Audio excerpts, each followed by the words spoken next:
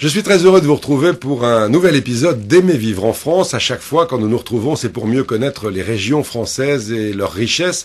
Aujourd'hui, un voyage au milieu d'artisans absolument passionnés qui ont su préserver le savoir-faire des anciens, les facteurs d'instruments de musique. Le savoir-faire, bien sûr, ce sont aussi des mélomanes et des artistes. Un Aimer vivre en France en musique que je vous propose cette fois.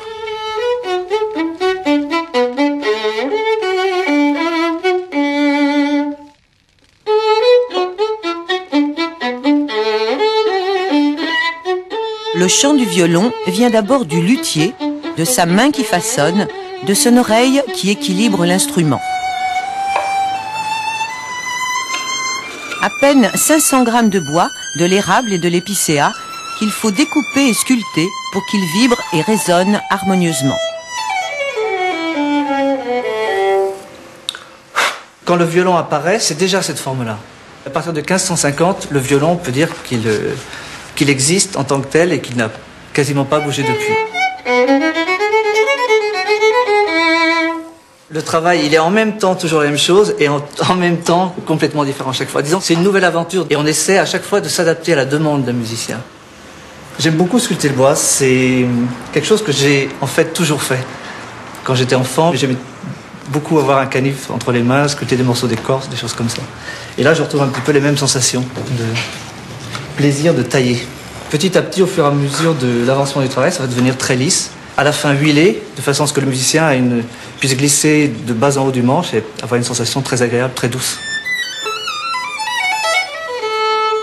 Elle partage l'atelier et le métier de son mari, mais chacun crée et fabrique de son côté, presque jalousement.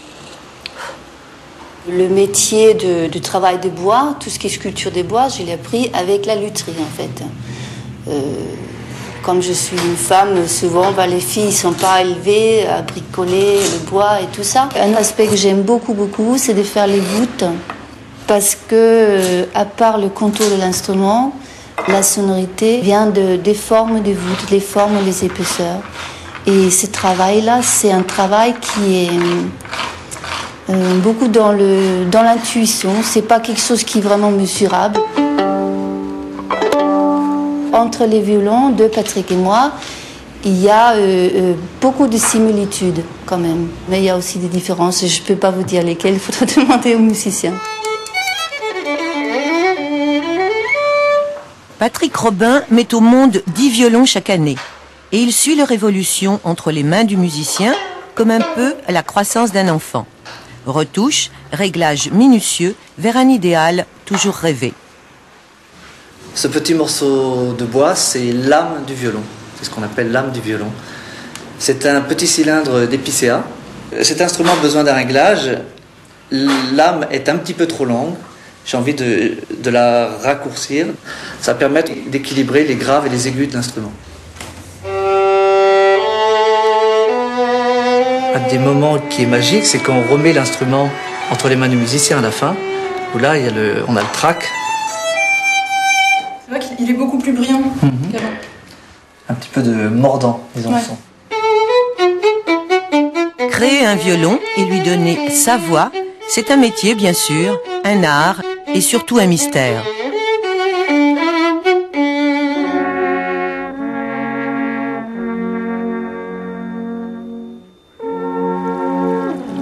Niché au fond de cette gargouille briançonnaise, l'atelier de l'unique fabricant de corps des Hautes-Alpes. Et là, on a vraiment quelque chose de bon, là. Plus qu'à l'entendre sonner.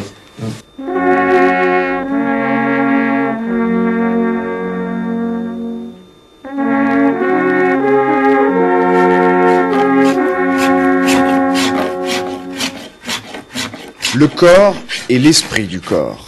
La trompe ancestrale doit sa résurrection à la rencontre fortuite entre cet homme et des sonneurs de corps. Il faut aujourd'hui 70 heures d'ouvrage pour usiner une pièce, en épicéa pour la résonance, la collerette zébrée est en poirier et en sycomore, quant à l'embouchure, elle est en buis. On dit que lorsqu'un arbre pousse, qu'il est dans la pente, il va chercher la lumière, donc avant d'arriver à se redresser, il va être coudé par la poussée du terrain. Et on obtient souvent des arbres qui démarrent coudés et qui grimpent après verticalement. Et ils ont exactement la forme du corps, en fait. Pour reproduire cette courbe naturelle, ils ne sont pas trop de deux, ébénistes et luthiers, car l'instrument simple d'apparence exige un tour de main infaillible. On le rapprocherait du corps de chasse en fait, ou alors du corps d'harmonie. Il a en fait la même longueur, mais il est déroulé en fait. Un corps d'harmonie est enroulé, celui-là est déroulé et fait en bois. Donc c'est sa principale particularité.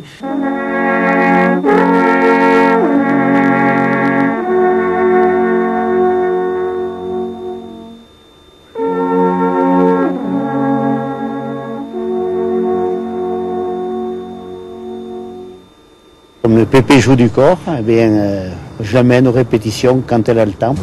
Ce qui m'a donné envie, c'était que j'avais vu mon grand-père jouer du corps. Et en plus, j'aime bien cet instrument. Donc j'ai joué. Le corps des Alpes vient en fait des Carpates.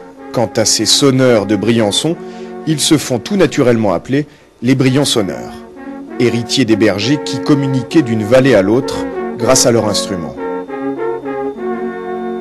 Si l'orage arrivait, si il y avait trop de monde, bien souvent s'ils avaient vu une bestiole dans la nature, ils communiquaient, qu'ils avaient un code, ils communiquaient comme ça. Avec l'écho, vraiment, quand le temps est calme, à 12 km, on l'entend. Et même les bêtes, ça les attire. Pédulotaré, bien les chamois passaient à côté de nous, ils s'arrêtaient et ils ne bougeaient pas. Le cor est aujourd'hui joué un peu partout dans l'arc alpin. On dit même que les Américains, dans les montagnes rocheuses, se passionnent pour cet instrument que l'on croyait désuet et dont la renaissance est un hommage à la tradition pastorale montagnarde.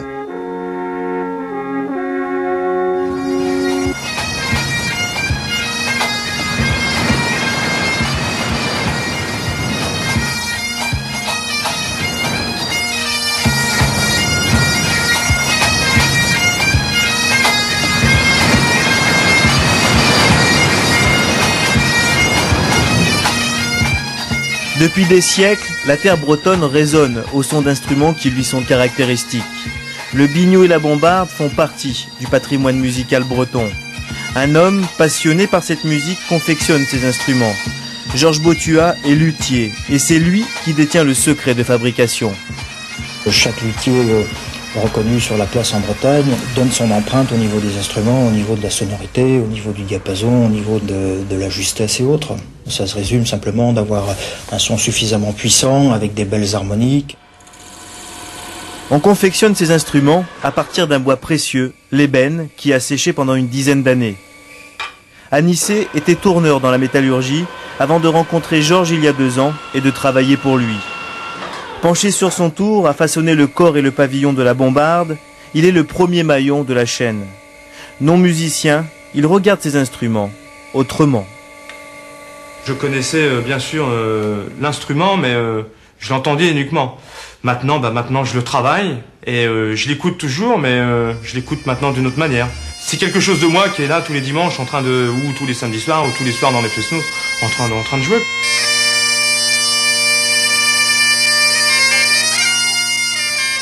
Le biniou, qui appartient à la famille des cornemuses, et la bombarde sont apparus en Bretagne au XVe siècle. Georges aime se retrouver dans les bars entre copains et jouer pour le plaisir du public. Pour lui, c'est une manière de perpétuer une tradition ancestrale. Le phénomène musical en Bretagne a permis aux Bretons de retrouver une certaine fierté et au travers de cette fierté, une certaine assurance à nouveau des Bretons qui leur permettent aujourd'hui à nouveau de reconquérir un certain territoire culturel. La bombarde représente 70% du chiffre d'affaires, le biniou seulement 30%. Par an, 600 instruments sortent des ateliers. La finition passe entre les mains de Laurent. Son rôle est d'installer les clés, elles permettent de donner le son aux notes. Une fois terminés, ces instruments traversent les siècles. J'ai le sentiment que la bombarde va rester après moi. Que les instruments continueront à sonner quand on sera tous morts. Une bombarde peut avoir peut-être un siècle. Que l'ébène est très solide. Reynald est l'assistant de Georges. Petit, il traînait déjà dans l'atelier. Musicien, c'est par passion qu'il est aujourd'hui à ses côtés. Son domaine, la couture et les poches en cuir, pièces principales qui constituent le biniou. Lui, il a l'impression de marcher sur la trace des anciens. Je sais pas, parce que ça existait déjà avant. Mais je perpétue, plutôt. Georges est le maître d'ouvrage. C'est lui qui contrôle les instruments. Il lui arrive aussi de les concevoir, notamment pour Bruno Lerouzic, la cornemuse de Catherine Lara. C'est des instruments qui se mélangent aussi bien avec des instruments électriques, avec des instruments acoustiques, on peut le mettre pratiquement à toutes les sauces. Si c'est bien utilisé avec bon goût, avec des bons exécutants, je pense que c'est possible de le faire vivre à part entière et pleinement au XXe siècle, sans aucun problème, et aborder le XXIe siècle sans complexe. La Bretagne est devenue la première région européenne de production de disques. Aujourd'hui, 1500 musiciens font résonner leur instrument à travers cette terre de contraste et de lumière.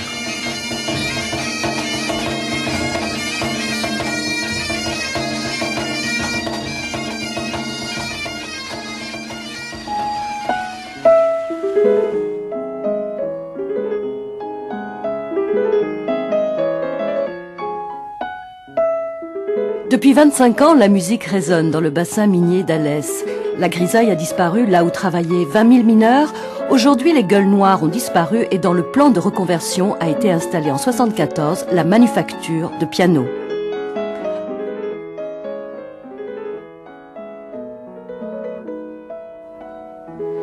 Ici, on fabrique plus de 2000 pianos par an.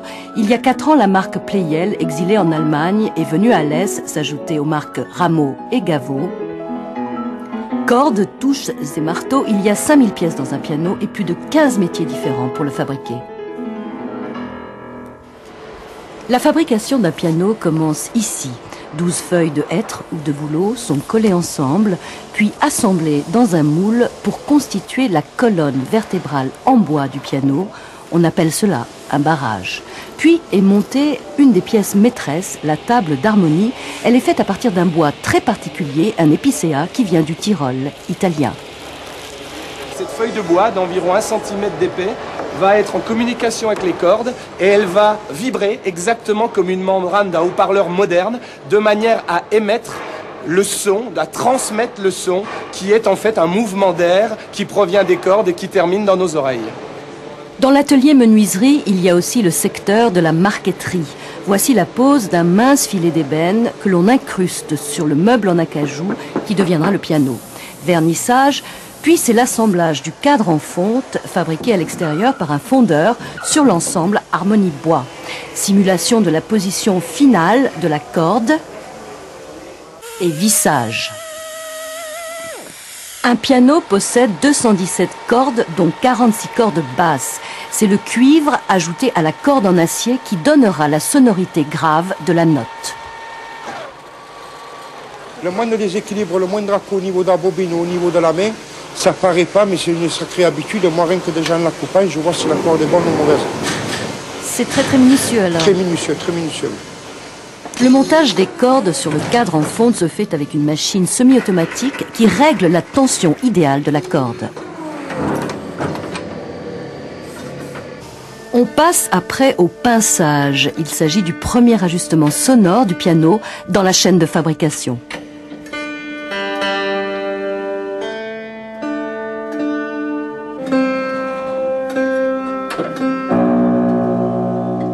Nous sommes dans un atelier qui permet d'assembler les premiers éléments de meubles sur l'ensemble d'harmonie bois du piano. Et c'est à cet instant que nous allons donner son nom au piano par un numéro qu'il gardera toute sa vie. Et c'est ce qui va toujours nous permettre de rester en contact avec nos clients. Collage des têtes de marteau sur les manches, montage du clavier et des mécaniques dans le piano, la phase de réglage est très longue. Pour les pianos droits, les ouvriers travaillent debout. Dans l'atelier des pianos à queue, la technique de travail est encore plus complexe.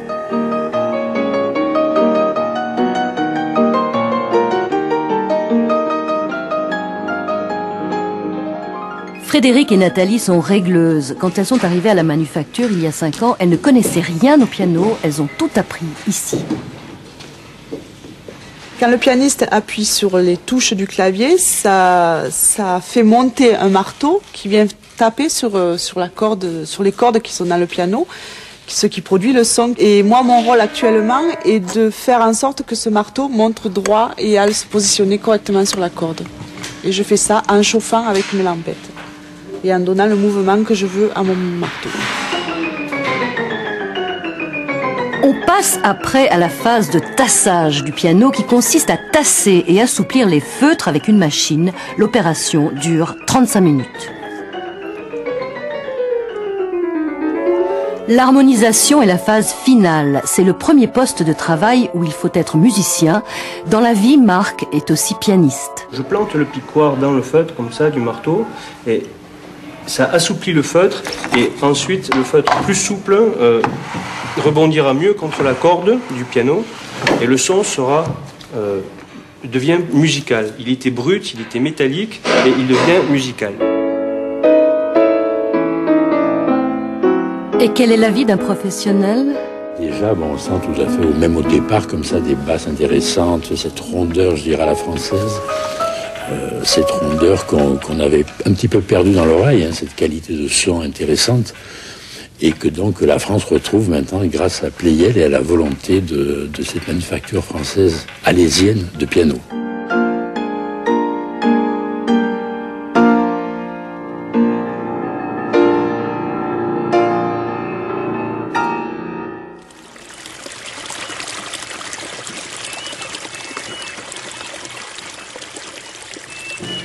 Barjol, le village aux 23 fontaines, le village du folklore provençal, de la musique classique.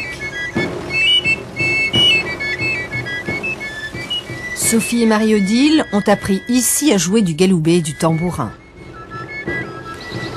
Le plus difficile, c'est d'apprendre les deux instruments en même temps. C'est-à-dire au départ, la flûte, c'est pas très compliqué, parce que je jouais déjà d'un instrument, donc ça n'a pas été très dur d'apprendre la musique.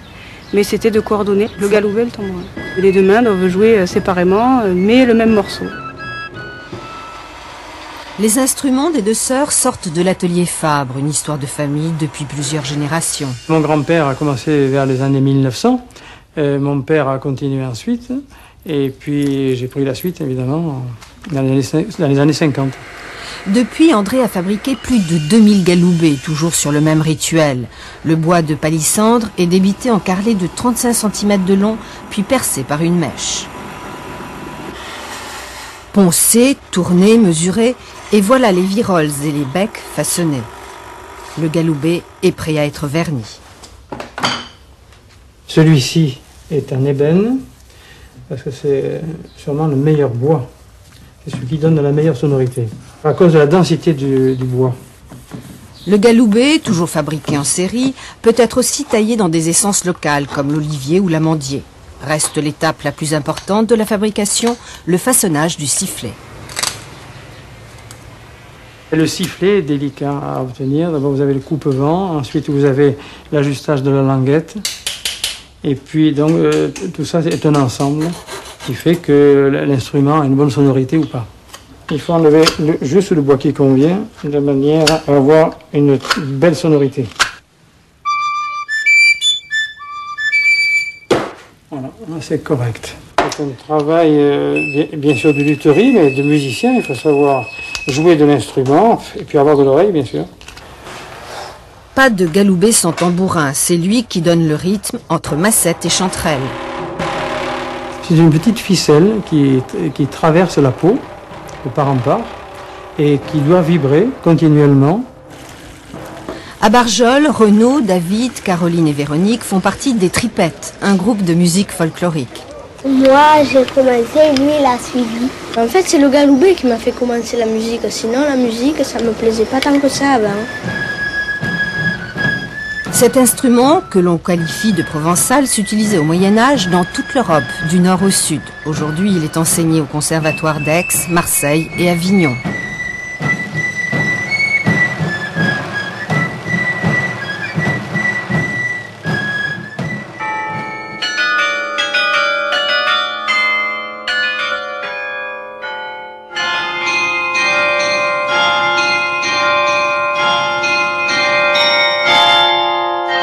Le carillon, dans notre vie moderne, c'est l'âme de la cité.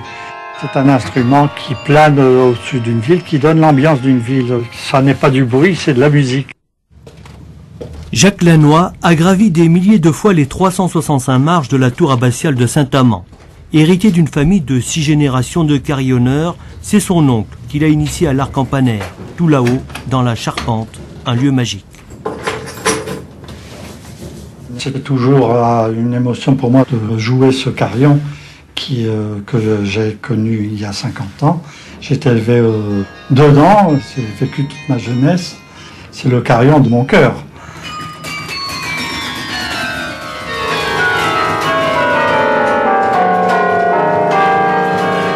Les cloches ont une âme, aime à dire le maître carillonneur, et le nom de ses ancêtres est inscrit sur les murs de la tour, en mémoire.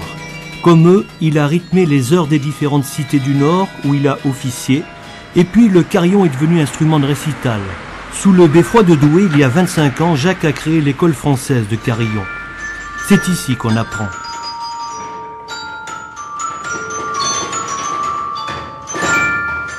Par passion, par curiosité, par tradition, chacune de ses élèves a choisi cet instrument. Encore 10 minutes à phrase. Encore une fois.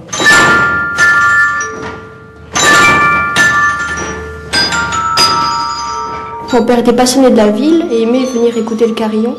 Et quand j'avais 11 ans, il m'a emmené écouter Monsieur Lannoy et m'a proposé de jouer. Et depuis, j'ai pas arrêté.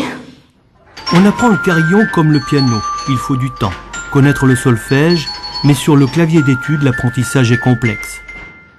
Il y a aussi le problème des pieds. Quand un pied droit joue plus grave qu'une main gauche, point de vue cerveau, c'est assez difficile, quoi. Ça commence à venir, mais c'est pas encore ça. On s'entraîne régulièrement ici, par exemple, sur un clavier d'études, qui, d'un point de vue sonore, est vraiment pas très intéressant, et qui permet de mettre en place pour justement aller là-haut, jouer sur le carillon, c'est quand même le but. C'est en haut du beffroi, sous les cloches, que les élèves carillonneurs imposent leur musique, que chacun veut dominer la ville. Et comme l'instrument est entendu par tout le monde, il faut faire attention quand on exécute ses gammes.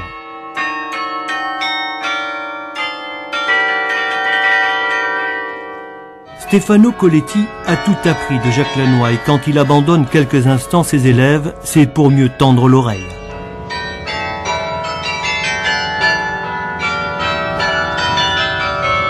Je descends systématiquement en fait pour écouter les élèves parce que le carillon est un instrument qu'on écoute à une certaine distance parce qu'on ne se rend pas bien compte du rendu quand on est là-haut tellement c'est sonore.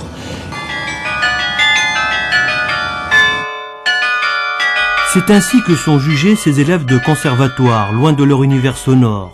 Les meilleurs d'entre eux seront peut-être un jour maîtres carillonneurs.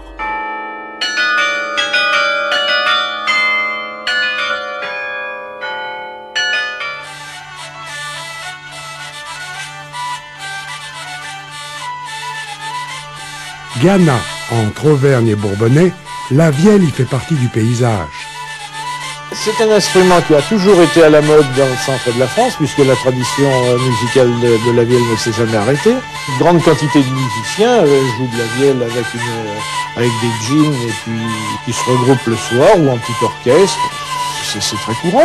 Beaucoup de personnes qui font de la vielle ne font pas automatiquement partie d'un groupe folklorique. La tradition, elle n'est pas morte, elle continue. Proche de Gannat, le petit village de Janza, pendant 2 siècles, il fut la capitale de la vielle. On y trouvait jusqu'à 6 maîtres luthiers en même temps. Le dernier artisan de la vielle, Jean-Claude Boudet, a gardé les secrets des beaux instruments. Au départ, je possédais toute la technique d'ébénisterie, vernis, et j'étais musicien. Donc je possédais déjà beaucoup de choses pour pouvoir faire ce métier. Il me manquait la partie lutherie. Alors j'ai eu des contacts avec un luthier qui avait travaillé sur la fabrication de vielle au début du siècle pour m'expliquer pas mal de théories que personne n'avait pensé écrire jusqu'à présent. Et petit à petit, eh bien, j'ai remis au point des techniques de fabrication qui avaient été pratiquement perdues, quoi. C'est le même principe que le violon, mais à la place d'avoir un archet en crin, eh bien, c'est une roue qui tourne en continu et qui met en vibration les cordes. Alors cet instrument, à quoi il vous fait penser? garder vivant chez les écoliers de la région le goût des musiques traditionnelles. Le gros marin qui tourne là. La manivelle. Dans les conservatoires locaux, ils pourraient devenir viellistes. Des vieux de la Vielle, en somme. De mon bateau, les 6 petits marins, ils font quoi là toute la journée? Ils tendent les cordes. Ils tendent les cordes, oui, c'est bien.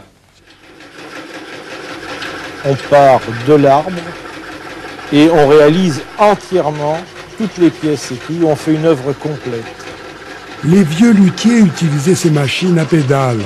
Gepetto les ranime, leur rend la vie. Je pense pas du tout être magicien, mais à partir du moment où on fait un instrument qui permet d'exprimer des sentiments, il y a forcément une partie de soi-même qui reste dans l'instrument, mais sous quelle forme, c'est difficile de dire.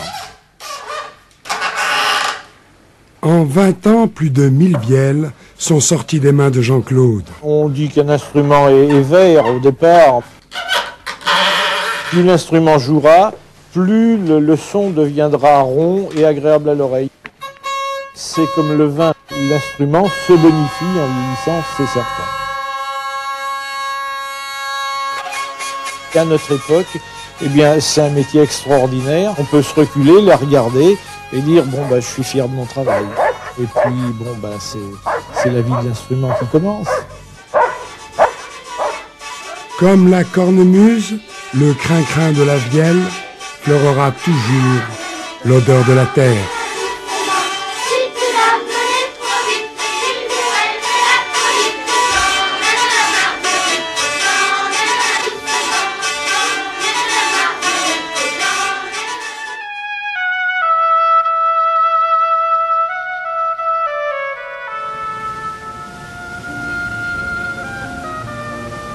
Désordonnés, sauvages, dans le Var, ils sont partout, les roseaux, au bord de la mer comme au bord des chemins.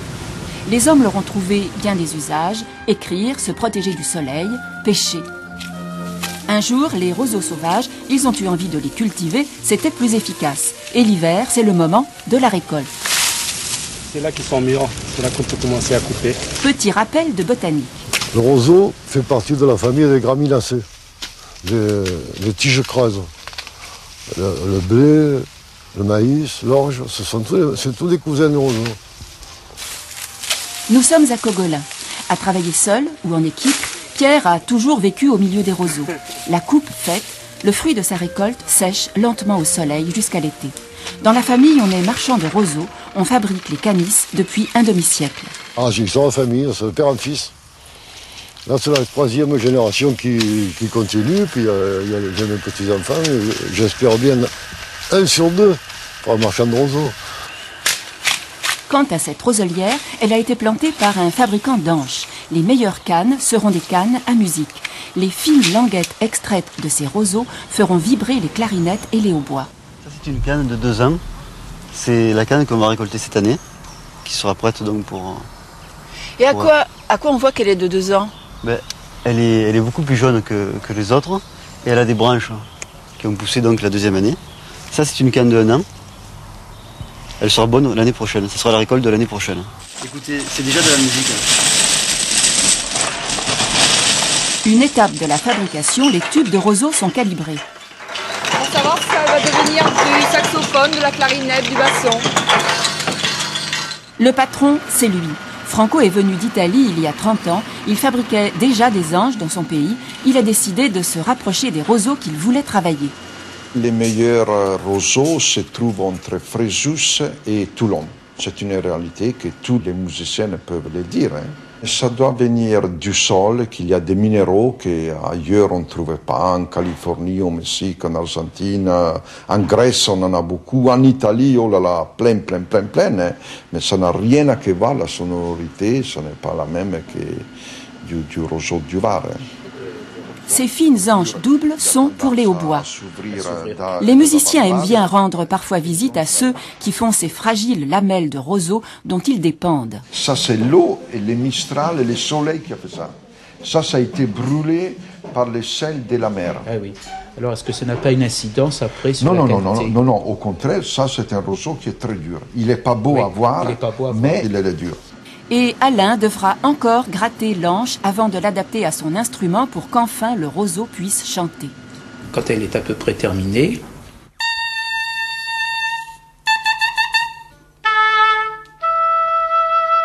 Même planté par les hommes, le roseau reste sauvage. Reconnu ici comme le meilleur au monde pour la musique, c'est une des richesses et la fierté de la région du Var.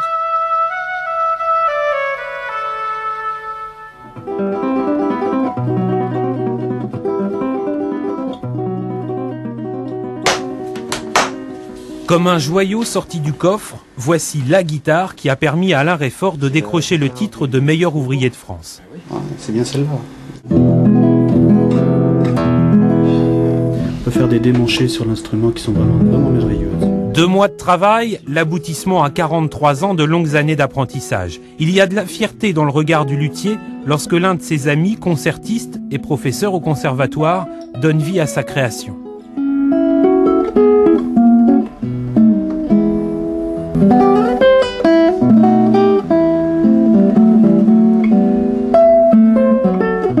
L'histoire commence à Tours dans les années 80, lorsque fatigués d'alterner petits boulots et chômage, l'ébéniste de formation Alain Réfort se décide enfin à suivre son penchant immodéré pour la guitare, un virus en fait depuis l'enfance. Et c'est en passionné sans beaucoup d'expérience qu'il ouvre alors cet atelier. Je suis quand même essentiellement autodidacte, mais avant de m'installer, j'ai fait des stages.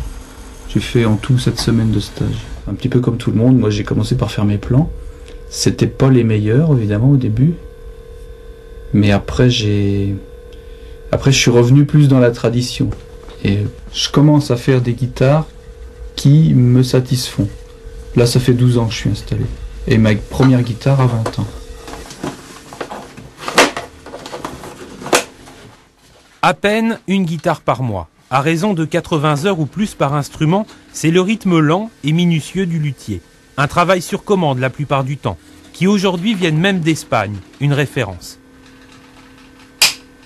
Et jamais, bien sûr, 2 guitares ne seront identiques en tout point. Et je stresse de plus en plus au fur et à mesure qu'on avance. C'est un instrument qui va sonner. C'est ça qui est merveilleux. Là, pour l'instant, c'est une boîte en bois, légère. C'est agréable d'ailleurs. C'est léger, mais ça va sonner, ça va faire de la musique. Entre les mains de quelqu'un de compétent, évidemment. Palissandre, red cédar, épicéa, quelles que soient les essences de bois utilisées, tranchées, courbées à chaud et assemblées, une pièce, la table de la guitare, symbolise à elle seule le savoir-faire maison. C'est la pièce essentielle dans la guitare. Ça ne veut pas dire que le reste n'a pas d'importance, mais c'est quand même ça qui détermine la qualité du timbre. C'est quelque chose de propre à chaque luthier. C'est ça qui fait la personnalité de chaque luthier. Ce savoir unique, du traçage des plans au réglage des cordes, le luthier de Tours le transmet maintenant à un apprenti. Guitare classique, folk ou flamenco, du modèle d'étude à l'instrument pour concertiste, de longues années de patience l'attendent. Quant à la guitare, celle du concours, son créateur se refusant à lui donner un prix, elle devrait sonner, c'est le terme, encore longtemps dans l'atelier.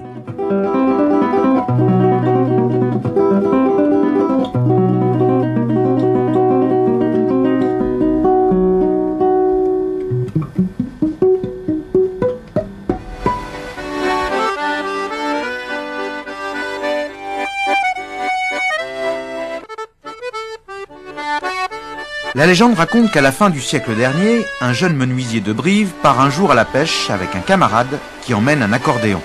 Intéressé, l'artisan économise pour s'en acheter un, puis, intrigué, le démonte et en construit un autre à sa manière. L'accordéon corrézien est né.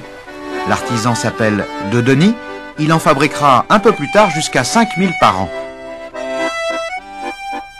La Corrèze comptait 4 fabriques d'accordéons à la fin du 19e siècle. Il en reste une aujourd'hui qui produit pratiquement entièrement ses instruments, de la carrosserie au sommier en bois d'aulne, en passant par le soufflet en carton. À Tulle, chez Mogin Frères, la technique de base n'a pratiquement pas changé, puisqu'elle reprend le principe de l'invention autrichienne, le principe de l'harmonica, alimenté en air par un soufflet. Vous avez entendu un son, mais également vous avez pu voir un cuir qui se soulève, ce qui signifie que ce cuir a dégagé le passage de l'air pour alimenter la lamelle d'acier qui était en face, l'anche comme on l'appelle, et qui s'est mise à vibrer. Faire vibrer le métal. Tout commence donc ici, dans l'atelier de mécanique, où sont réalisées les multiples petites pièces qui se trouvent dans un accordéon. Et notamment cette fameuse lamelle, que l'on découpe dans un ruban d'acier et qui donnera le son à l'instrument. On appelle cela fabriquer la musique. Ici, c'est le cœur de l'accordéon et c'est la brillance, le son le plus efficace et le plus rond possible.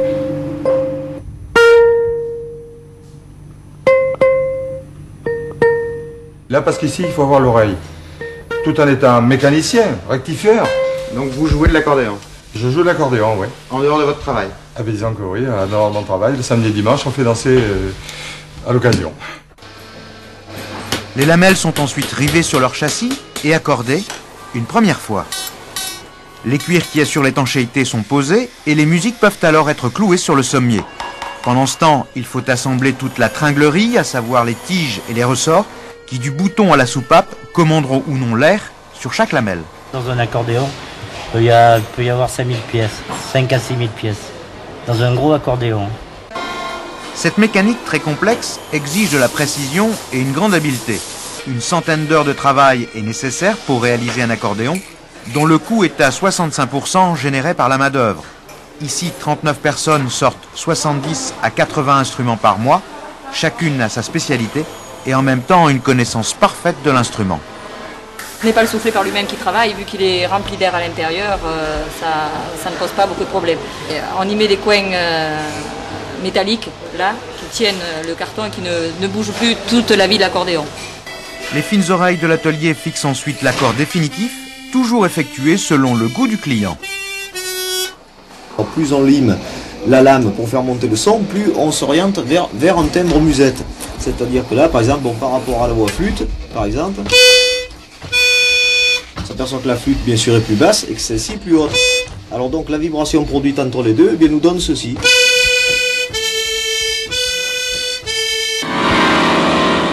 L'accordéon est maintenant terminé, on teste la musicalité.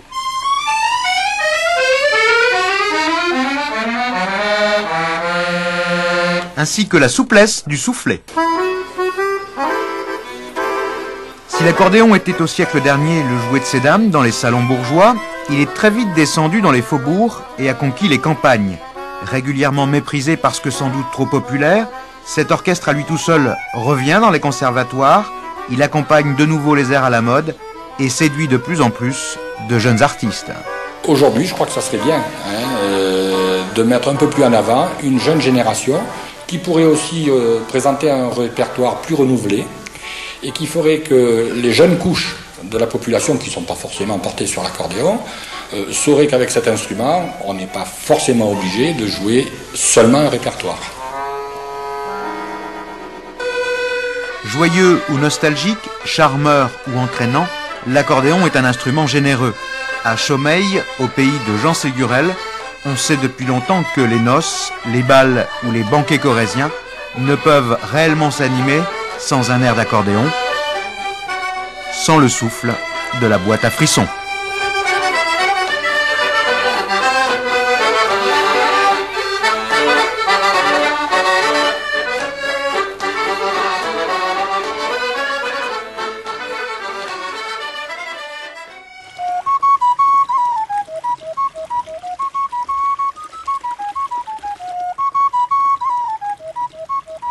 Ce sont quelques notes de musique qui nous servent de guide. Nous arrivons chez Philippe Bolton, ce musicien, médaille d'or du Conservatoire de Lille, a posé ses outils dans ce petit village de Provence pour exercer sa passion, la fabrication de flûtes à bec. Nous sommes dans le séchoir à bois. C'est ma mine d'or. C'est ma matière première. Et voilà tout l'art de cet homme, transformé dans son minuscule atelier, ce morceau de buis inerte en un instrument de musique mélodieux. Ajuster, limer, percer, c'est le quotidien de Philippe. Il fabrique une trentaine de flûtes par an, pas plus, mais à chaque fois, il s'oblige à respecter les exigences de la fabrication à l'ancienne. Il faut relever les cotes sur les plans ou les gravures dénichées dans les musées. Un travail d'une précision extrême. J'ai besoin d'un degré de précision de l'ordre du 20e de millimètre. Elle doit déjà émettre un petit son. On va l'essayer. Voilà, c'est pratiquement son premier son, le premier son de son existence. Alors ce son, au fur et à mesure du travail, va se développer, il va devenir une sonorité musicale. C'est magique le premier son d'un bout de bois. Tout à fait. Le premier son est un moment avec un peu chargé d'émotion. Philippe Bolton a souvent de jeunes admirateurs. Les petits voisins qui ouvrent de grands yeux devant ce gepetto de la flûte à bec. Surtout quand arrive l'étape minutieuse du perçage des trous. Sur une flûte à bec, il y a toujours 8 trous. Il y a autant de trous que de doigts disponibles. Il en faut 2 pour tenir l'instrument, donc il en reste 8. Instrument d'une apparente simplicité à l'extérieur, mais c'est à l'intérieur qu'il révèle toute sa complexité. Il n'y a pas de ligne droite dans une flûte à bec. Le début est cylindrique. Il se rétrécit non pas par ligne droite, mais par marche d'escalier. Et ce sont ces marches d'escalier qui donnent à l'instrument les sons que l'on cherche, la couleur sonore que l'on cherche. Installé il y a plus de 20 ans, ce passionné a mis 3 ans avant de vendre sa première flûte. Le temps pour apprendre. Le temps aussi de fabriquer un instrument acceptable, comme il dit avec modestie. Aujourd'hui, le renouveau de la musique baroque a donné un nouvel essor à son atelier. Philippe a créé une vingtaine de modèles différents et vend dans 50 pays. Mais la qualité nécessite de la patience et cet Australien n'a pas hésité à traverser la planète. Alors, votre instrument est prêt? Oh, ça fait longtemps que j'attends cela. Presque 1 an. J'avais rêvé de ce moment-là. La flûte à bec n'a jamais autant mérité sa réputation d'instrument qui chante comme un oiseau.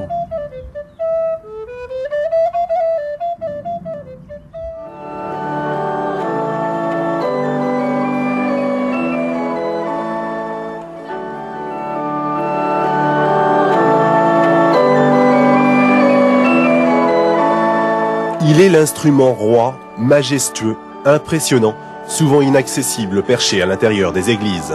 Un instrument réservé aux organistes, seuls capables de le dompter.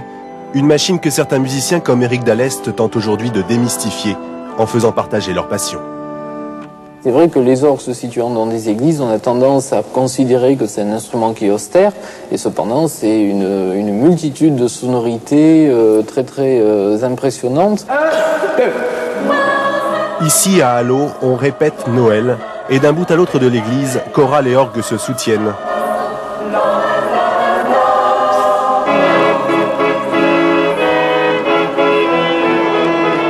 Ça apporte une dimension un peu plus spirituelle, je trouve. Je pense que l'orgue, ça fait un peu planer, quoi. C'est un envol, et quand on chante, on s'envole, alors avec un orgue, on s'envole un peu plus haut. De village en paroisse, de cathédrale en abbaye, les 60 instruments qui tracent la route des orgues sont autant d'étapes, de découvertes et de rencontres, de la Provence aux Hautes-Alpes.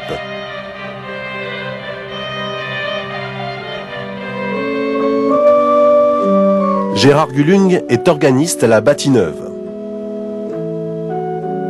Il joue 2 heures par jour et il n'a pas à aller bien loin. Il a construit un orgue à la maison avec du matériel de récupération. 30 ans de travail et l'instrument n'est toujours pas fini. Le côté sympathique, ce sont ses défauts. Il souffle, il a des fuites, il joue parfois faux, il se désaccorde, il y a tout cela. Mais c'est comme nous autres, on est parfois malade, mais ça fait partie de la vie. Et ce ne sont pas moins de 600 tuyaux qu'il a fallu loger entre la salle à manger et l'escalier. On a utilisé vraiment tous les espaces qui étaient disponibles. Par exemple, là, dans cette montée, on a mis partout où on pouvait. Et puis le moteur qui alimente tout cela, il est là, discrètement caché.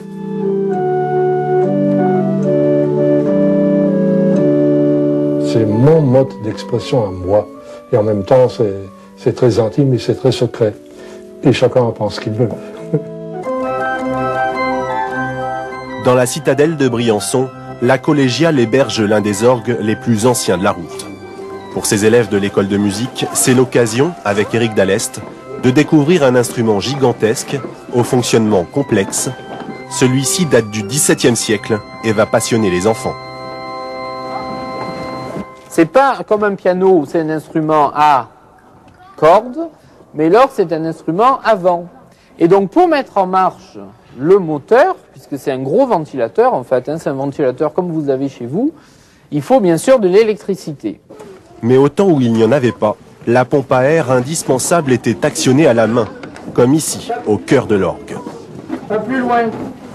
Il fallait être deux pour jouer de l'orgue. Une personne qui jouait sur les claviers et une personne qui faisait ceci et qui actionnait la pompe.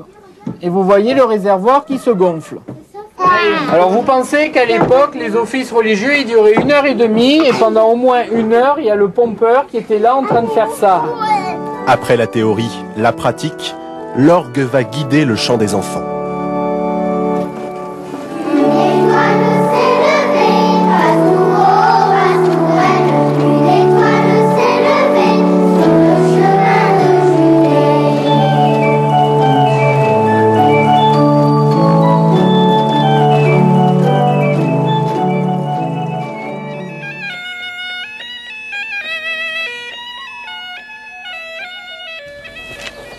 De la réserve à bois à l'atelier du facteur d'instruments, il n'y a que la vaste cour de l'ancienne ferme à franchir.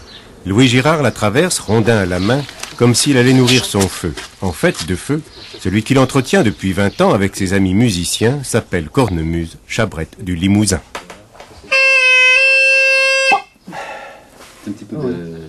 Un jour, on m'a amené à faire un hautbois de forme ancienne que j'ai réalisé, puis suite à ce hautbois, j'ai fait autre chose. Autre chose, c'est-à-dire l'instrument complet. De la mécanique générale, premier métier de Louis Girard, aux morceaux de buis, d'érable ou de noyer qu'il faut percer, c'est plus le matériau qui change que le savoir-faire de l'artisan. La pièce centrale de l'instrument est le bourdon, c'est lui qui donne son identité à la cornemuse. Quand on parle de cornemuse, la principale partie, c'est déjà qu'il y a un bourdon de basse dessus. Un bourdon de basse qui est la référence même de l'instrument, c'est-à-dire qui est 2 octaves plus bas que le hautbois, qui lui est le tuyau mélodique. Auparavant, il faut ligaturer les souches où viennent s'emboîter les hautbois, vérifier l'étanchéité du grand sac d'air par où respire la cornemuse. Alors cet instrument neuf pourra rivaliser avec ceux que le facteur de Chabrette a rassemblés, reproduits de manière un peu aventureuse. C'était un monde complètement d'aventure. Il fallait déjà pouvoir réaliser les pièces. Ensuite, c'était faire en sorte qu'un patrimoine, qu'un parc instrumental qui était en très mauvais état et tout ne disparaisse pas. Un patrimoine dont les plus belles pièces sont exposées à Paris au musée des arts et traditions populaires. Les facteurs d'autrefois ornaient sans compter leurs chabrettes comme pour rappeler la présence de ces instruments dans les divertissements des cours royales. Ici, dans ce tableau du Louvre, qui montre un bal à la cour d'Henri III, eh bien, il y a 3 cornemuses et hautbois de Poitou, qui sont en fait un des futurs départements de la musique du roi. Et on voit très bien que ce sont des cornemuses d'un type raffiné, qui est en fait l'ancêtre de la chabrette. À Limoges, dans le cadre du Conservatoire national de région, Philippe Randonex transmet depuis 12 ans sa connaissance de l'instrument. Pour redémarrer une mélodie, simplement, c'est juste un petit peu donc, comme ceci avec le pivois. Jusque-là, la technique de jeu s'apprenait essentiellement par imitation de celui qui joue.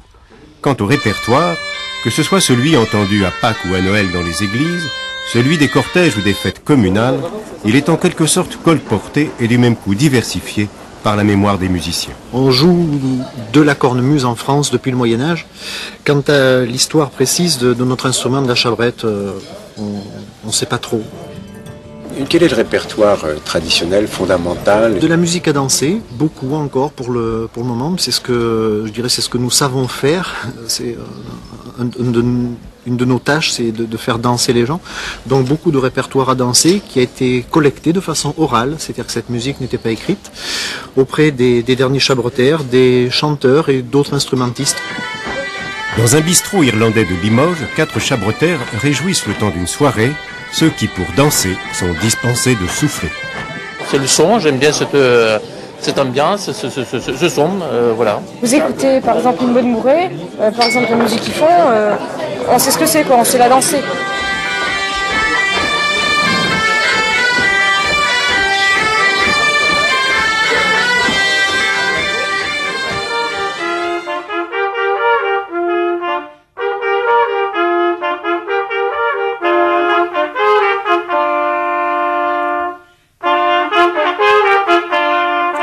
Encore un petit peu malhabile, Florène. Cela ne fait que 2 ans qu'elle joue de la trompette avec Pierre au conservatoire de Maisons-Laffitte dans les Yvelines. Leurs 2 instruments sont anciens, ils ont été restaurés ici par un artisan, un facteur de cuivre. Philippe Rau a débuté par hasard après avoir échoué au baccalauréat. Son père, lui-même facteur de cuivre, l'a engagé comme apprenti et lui a tout appris, la patience, le tour de main, les secrets. 30 ans plus tard, il a pris la succession. Mon père ayant hérité de toutes ces pièces, eh bien, j'ai moi-même hérité de la petite fortune de papa. C'est inestimable ? C'est inestimable, ça n'a pas de valeur parce que c'est des pièces qui aujourd'hui se font absolument plus. Réparer, restaurer et surtout fabriquer. Toutes sortes d'instruments à vent naissent ici à partir d'une feuille de cuivre jaune. Pour faire ce pavillon, il me fait à peu près 2 heures. D'abord la phase de traçage et de découpe, ensuite la mise en forme pour arriver à faire le pavillon avant cintrage. Déjà, le premier contact avec la matière, pour moi, est important. On se rend compte que la matière est vivante. Lorsque je le palpe, je sens à la dureté du métal si le métal va répondre exactement comme je le souhaite. C'est un combat, mais tout en douceur. Et c'est mon petit bijou favori. Hein, mon père l'a utilisé, je l'utilise. Puis alors, il est formidable parce qu'il est très très bien équilibré. Et d'ailleurs, à force d'utiliser ce petit bijou, j'ai moi-même trouvé mon équilibre. Du chaudron où bouillonne la résine jusqu'au geste de l'artisan, tout indique le respect des traditions anciennes est rare. 8 personnes travaillaient dans cet atelier il y a 10 ans, mais progressivement Philippe Rau a dû s'en séparer, les affaires marchent mal. Aujourd'hui, il est seul et il souffre surtout de ne pouvoir transmettre son savoir à un apprenti. Le matin, quand je me réveille, je me demande si encore demain je vais avoir le droit d'exister. Ça, c'est contraignant. Mais par contre, lorsque je rentre chez moi le soir, je suis content de la journée, parce que j'ai accompli quelque chose. La résine froide craque pendant cette opération qu'on appelle le cintrage. Spectaculaire, mais délicate. Il faut respecter la matière et la forme, mêler la force physique et la douceur du geste, pour que les sons qui sortiront de l'instrument, plus tard, soient très harmonieux. Paradoxalement, je fabrique les instruments, mais je suis pas musicien, je joue des instruments, je souffle pour savoir si la note est bonne, mais il est agréable d'abord d'avoir la vie et ensuite de voir si le musicien est heureux de souffler cet instrument.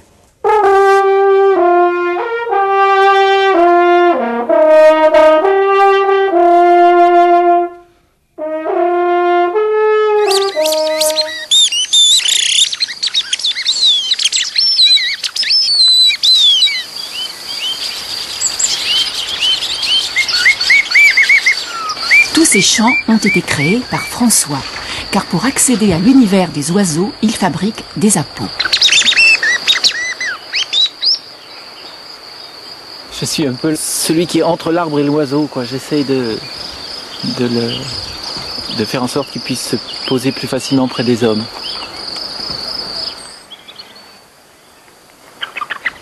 Le matin, il se mêle volontiers au concert des oiseaux, mais à chaque instant peut naître une occasion. Il y a eu une averse tout à l'heure. À la limite, tout le monde se donne des nouvelles. Comment ça va? Comment t'as pris l'eau? Bien. Et vous là-bas aussi? Notre nid est noyé, faut recommencer. Il est là. Voilà. Là, il l'a fait parfaitement, tel que, on peut dire, ça c'est le pinson des arbres. À Beaumont-en-Diois, il vit tout près des oiseaux, ses partenaires professeurs, mais le prototype du pinson des arbres est bien difficile à mettre au point. Si on écoute bien, c'est... Bon, et là, avec ça... Hein... Bon. Mais c'est pas loin, oui. Non, c'est pas loin, mais c'est pas ça, quoi. C'est empirique, et donc avec empirique, il y a le hasard. Je m'étonne moi-même de trouver des sons.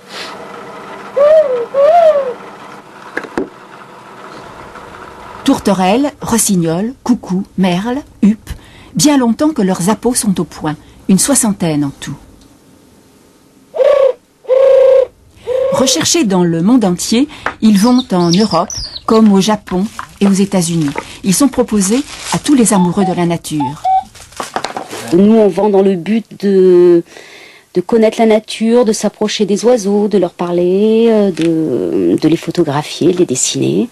Et on ne les vend pas dans le but de leur tirer dessus. Donc, On vend pas les oiseaux qui se chassent aux chasseurs. C'est un bel objet ? On ne peut pas dire que c'est un bel objet. Tous mes appos, ce sont des objets fonctionnels. Ils ont la forme que pour faire le bruit dont j'ai besoin pour imiter l'oiseau. Ils sont faits en buis avec quelquefois de minces pièces de métal, mouettrieuses, fauvettes, chouettes chevêches. À partir de son goût pour la nature, les oiseaux et la communication, François a su s'inventer un métier. Avec une passion, on peut faire tout. Je suis sûr qu'on peut inventer plein de métiers, les économistes appellent ça des niches pour se placer. Mais c'est vrai, chacun de nous, on a sûrement une niche de passion à trouver. Et de sa niche, il dialogue ainsi avec le monde entier, comme avec Adrien, son plus proche voisin. Mais il marche pas.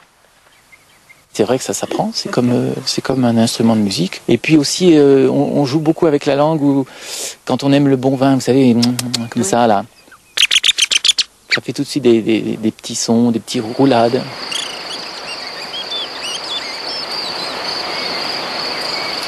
Et ce n'est pas fini. Il a encore tant d'oiseaux à rencontrer et à déchiffrer. Je ne peux pas vous dire exactement tout ce qu'ils me disent. C'est à chacun de découvrir ce que les oiseaux ont à leur dire, ou peut-être ce que les gens ont envie de dire aux oiseaux.